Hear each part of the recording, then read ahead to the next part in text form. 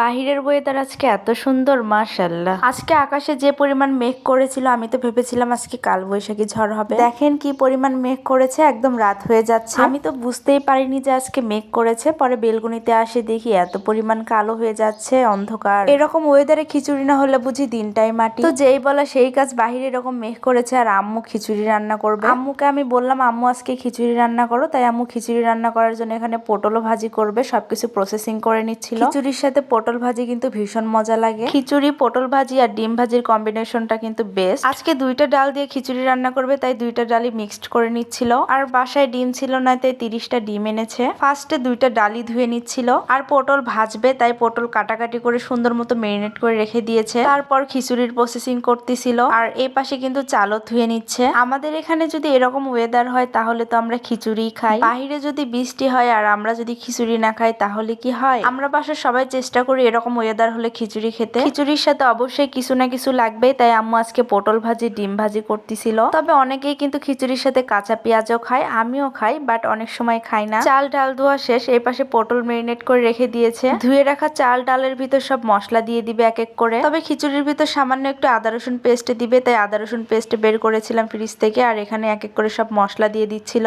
সব মশলা দিয়ে সুন্দর মতো মাখিয়ে নিবে। এখানে তেলও দিয়ে দিচ্ছে পরিমাণ মতো, এখানে মাখাচ্ছিল। আমি তো মনে করি খিচুড়ি মাখানোর মধ্যেই টেস্ট, যত মাখাবে ততই মনে হয় টেস্ট হয়। আর এইদিকে মশলা দিতে মনে ছিল না, তাই মশলাও দিয়ে দিচ্ছিল। তবে আমি তো মনে করি খিচুড়ি রান্না করা ভীষণ সহজ। মানে আমি যেটা দেখি বা পারি সেটা আমার কাছে সহজই লাগে, কিন্তু যেটা পারি না ওটা তো মনে হয় ভীষণ কঠিন। মাখানোর পর পরিমাণ মতো পানি দিয়ে তেলও দিয়ে দিচ্ছিল উপরে। সবকিছু প্রসেসিং করে মিডিয়াম আছে চুলার উপরে দিয়ে দিল। আরেক চুলায় প্যান বসিয়ে তেল দিয়ে দিচ্ছে। তেল গরম হলে পটল দিয়ে দিবে এক এক করে। আমার তো এভাবে পটল ভাজি ভীষণ মজা লাগে, যদি সব দিয়ে দেয় সবই মনে হয় খেয়ে নিব। পটল জিনিসটা এমন, আমার তরকারিতে একদমই ভালো লাগে না, মানে তরকারির ভিতরে একদমই খেতে পছন্দ করি না, তবে এভাবে ভেজে দিলে কিন্তু খেয়ে নেই। এই তো সবগুলা পটলই দেওয়া শেষ। আর এক পাশে পটল হয়ে গিয়েছিল, তাই উল্টে দিচ্ছিল এক এক করে সবগুলাই। সুন্দর মতো ভাজলে কিন্তু অনেক মজা লাগে পটল ভাজি খেতে। এই পাশে পটল সবগুলো উল্টে দেওয়া শেষ করে খিচুড়ি দেখতেছিলাম আমি। এই তো দেখেন কত সুন্দর খিচুড়ি, তাই না? মাশাআল্লাহ। খিচুড়ির এত সুন্দর স্মেল বের হয়েছে, মানে কি যে বলবো। তো খিচুড়ি প্রায় 80% এর মতো হয়ে গিয়েছে। এখন তো একদম প্রায় 5 মিনিটের মতো মিডিয়াম আঁচে রেখে দিবে। আর এই পাশে কিন্তু পটল ভাজি হয়ে গিয়েছে, আমি বাটিতে তুলে নিচ্ছিলাম। দুই চুলা থাকলে অনেকটাই সুবিধা, দুইটা রান্নাই একসাথে হয়ে গিয়েছে। এই তো পটলগুলো সুন্দর মতো ঢেকে রেখে দিলাম আমি। আর এই পাশে আমাদের খিচুড়িও হয়ে গিয়েছে। এই তো দেখো খিচুড়ি খাওয়ার জন্য আমি প্লেটেও বেড়ে নিয়েছি। আমি কিন্তু আজকে কাঁচা পেঁয়াজও নিয়েছিলাম। ঘরে খিচুড়ি রান্নার বাহিরে এরকম ওয়েদার কত সুন্দর, মাশাআল্লাহ। খিচুড়ি, পেঁয়াজ, ডিম ভাজি, পটল ভাজির কম্বিনেশনটা একদম বেস্ট আজকে। যাই হোক, আজকের আকাশটা কিন্তু এরকমই কালো হয়ে গিয়েছিল।